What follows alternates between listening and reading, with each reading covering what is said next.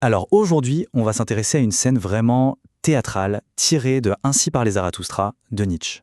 C'est la rencontre entre le prophète Zarathustra et une figure assez mystérieuse, très tourmentée, qu'on appelle l'enchanteur. Préparez-vous, c'est un drame psychologique assez intense. Imaginez la scène. Zarathustra se promène sur un chemin de montagne. Et là, il tombe sur un homme qui se tord de douleur par terre. Il pousse des cris, des lamentations. Il semble vraiment en proie à une agonie profonde, insupportable.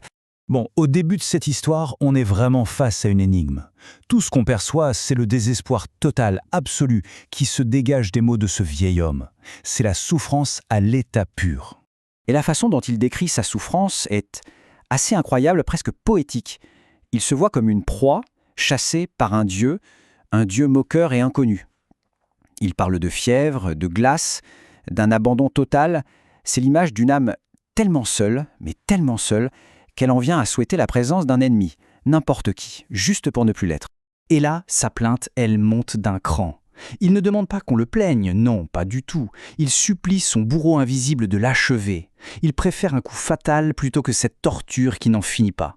C'est un véritable appel à la mort, juste pour que la souffrance s'arrête. Et c'est pile à ce moment-là que tout bascule, d'une manière totalement inattendue. Face à cette scène de désespoir pur, la réaction de Zarathustra, ce n'est mais alors pas du tout celle à laquelle on pourrait s'attendre. Plutôt que de lui tendre la main, de le réconforter, Zarathustra fait quoi ? Il prend son bâton et il le frappe. Plusieurs fois. Il le traite d'histrion, de comédien. En fait, il refuse cette pitié qu'il déteste tant. Et il dénonce avec une colère noire ce qu'il voit comme une simple pièce de théâtre. Et là, le retournement de situation, il est instantané. Le vieil homme, il bondit sur ses pieds, en pleine forme, et il avoue tout. Son agonie, ses cris, tout ça c'était du chiquet, un jeu. Le mystère semble résolu, mais seulement en apparence. Alors, on en arrive à la confession. Pourquoi ? Pourquoi monter toute cette comédie ? L'enchanteur, car c'est son nom, va nous expliquer les raisons de cette supercherie. En fait, il explique qu'il jouait un rôle bien spécifique, celui de l'expiateur de l'esprit. C'est un concept que Zarathustra lui-même avait déjà décrit. C'est cette figure de l'artiste, du poète, dont le savoir, dont l'art finit par se retourner contre lui et le consume de l'intérieur. Donc son but était clair, c'était calculé. Toute cette scène n'était en fait qu'un test. Il voulait voir si Zarathustra serait assez malin, assez lucide pour voir à travers son jeu, pour ne pas tomber dans le piège de cette pitié facile que Zarathustra rejette avec tant de force. Et on sent même une certaine fierté chez lui, une fierté d'avoir réussi à tromper son monde. Il jubile carrément en racontant qu'il a même entendu Zarathustra marmonner que cet homme avait sûrement été trop peu aimé. Il a vraiment savouré le succès de sa tromperie, même si ça n'a pas duré.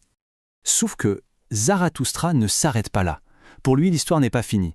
Il avance une autre idée. Même cet aveu, cette histoire de simple jeu, ce n'est pas encore toute la vérité.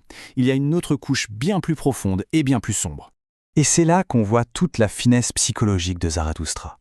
Il comprend que sous le mensonge de la comédie, et même sous la fierté de l'aveu, eh bien il y a une vérité cachée, une vérité bien réelle, un profond dégoût de soi. L'acteur est tout simplement épuisé par ses propres mensonges. Et c'est là que l'enchanteur lâche sa dernière confession, la plus touchante. Il admet que oui, tout en lui est mensonge, mais le fait qu'il soit en train de se briser, de s'effondrer de l'intérieur, ça c'est vrai.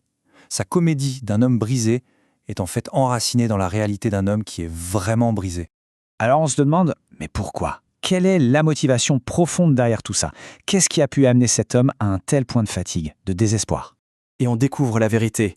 La quête de l'enchanteur, c'était de trouver la grandeur. Il a voulu incarner un grand homme, le jouer, le mettre en scène. Mais le mensonge était trop lourd à porter. Et c'est ce mensonge qui a fini par le briser. Et là vient la révélation ultime. Sa quête, en fait, elle n'était pas si abstraite que ça. Il ne cherchait pas juste un idéal, une idée, non. Il cherchait quelqu'un. Il cherchait Zarathustra lui-même, l'incarnation de cet homme vrai, de cet homme grand qu'il n'arrivait pas à être. La réponse de Zarathustra est assez cynique, mais elle est très éclairante sur sa vision du monde. Pour lui, à son époque, trouver un grand homme, c'est mission impossible. Il décrit une époque où c'est la populace qui règne, un monde où les gens se gonflent d'importance comme des boudruches et la foule applaudit en prenant l'apparence pour la réalité. Et on termine là-dessus, sur cette question de Nietzsche, provocatrice et laissée en suspens. Dans un monde saturé de mise en scène, d'apparence, de populisme, comment est-ce qu'on peut encore faire la différence entre ce qui est vraiment grand et ce qui est juste gonflé ? C'est une question qui, aujourd'hui encore, résonne avec une force absolument incroyable.